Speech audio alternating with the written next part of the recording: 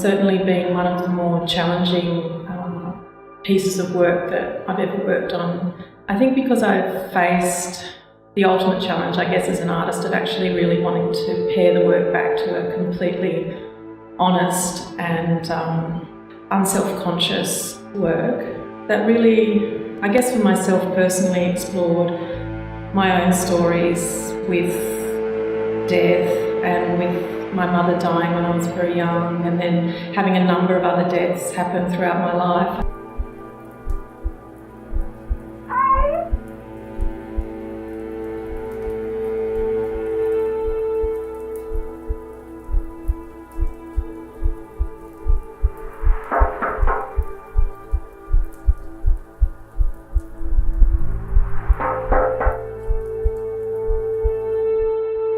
Or I don't want the glass to be a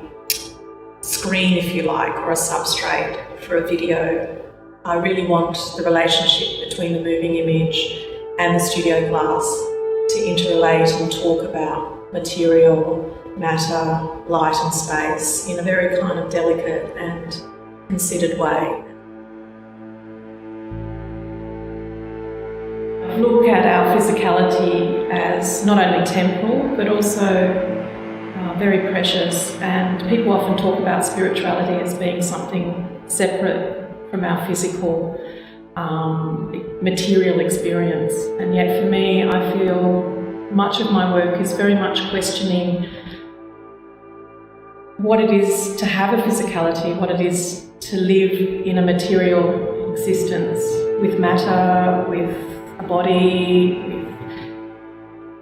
body where you can think and feel and have experiences. And once you don't have that anymore, then we all wonder what you do have, but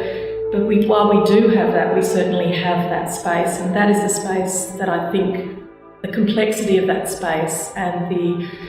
incredible range that we experience as human beings whilst we are alive, I think is really the core